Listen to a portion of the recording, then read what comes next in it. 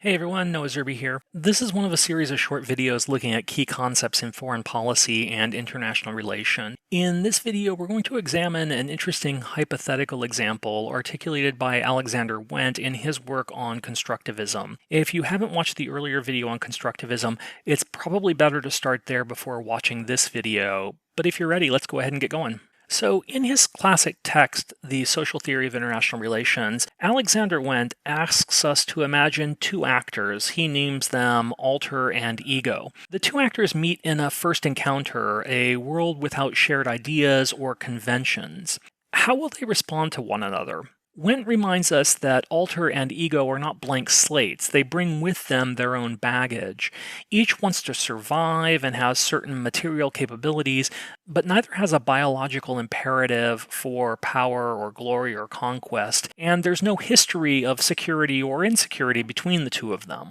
Let's imagine that they've both crash-landed on a barren planet. They each have a knife and some basic survival supplies. What happens?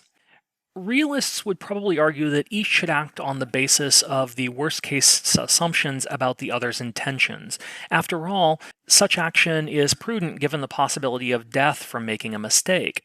But according to Wendt, we can't really know for certain ahead of time because social relations, whether conflictual, cooperative, or friendly, are always the product of social interaction and not just of material capabilities. On their first encounter, alter and ego will attempt to develop shared understandings of the situation through their interactions, which might lead to enmity, competition, or friendship depending upon their actions and reactions. The material structure of their relations, the alien world on which they find themselves, remains the same. In other words, there's nothing in their particular situation or in the system in which they find themselves that would compel them in one direction or another. Maybe ego notices alter and judges the situation as potentially threatening. Ego draws a knife and approaches alter in an aggressive stance.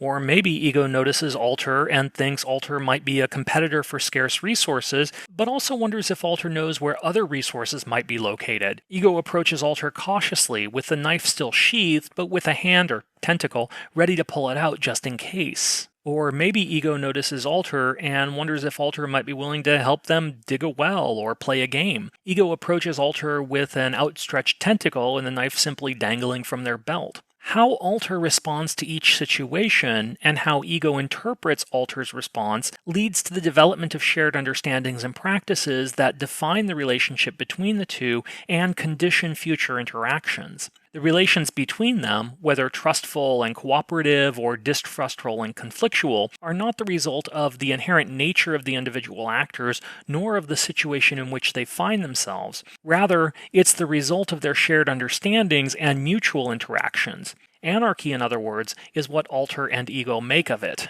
Wendt observes that in a first encounter, actors have considerable freedom in choosing how to represent themselves as conqueror, explorer, traitor, proselytizer, civilizer, and so on. Whereas in most real-life situations, role-taking is significantly constrained by pre-existing shared understandings. Importantly, by assuming a particular representation, each casts the other in a corresponding counter-role that gives meaning to both. Ego's identity as a trader, for example, cannot be meaningful unless alter is also willing to trade. Ego cannot be a proselytizer without someone to convert, and ego cannot be a conqueror without someone to conquest.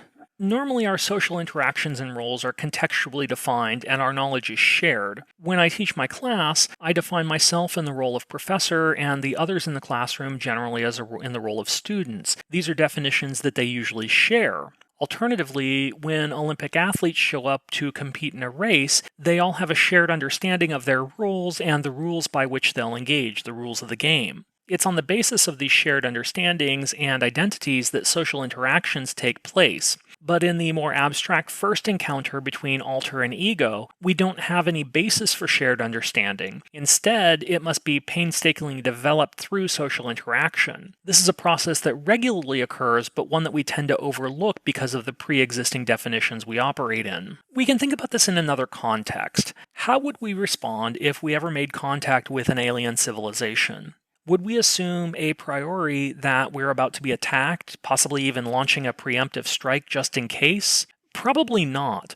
Wendt argues that we might be on alert, But whether or not we attacked would likely depend on how we interpreted the alien's first gesture, if for no other reason than we might want to avoid misinterpreting the alien's intentions and unintentionally starting a conflict or unnecessarily starting a conflict with a dangerous opponent. In other words, the possibility of error does not force us to act on the assumption that the aliens are dangerous. Rather, our choices and actions depend in large part on our interpretation of the aliens' intentions. If their first gesture is to appear with thousands of ships and destroy New York or the White House, we'll define the situation as threatening and respond accordingly. But if they appear with one spaceship, saying that we come in peace and we feel reassured, we'll probably not respond with a gesture intended to threaten them, but rather one that reassures them, even if this gesture may not necessarily be interpreted as such. So what does all this have to do with foreign policy? In his book, Writing Security, David Campbell observes that danger is not an objective condition. It is not a thing which exists independently of those to whom it may become a threat. Nothing is a risk in itself, but anything can become risky. It all depends on how dangers are analyzed and interpreted by the actors involved. And so that concludes our brief overview of Wendt's aliens and the insights offered by constructivist analysis in foreign policy. Please leave any questions you have in the comment section below, and thanks for watching, everyone. Have a good day. Bye.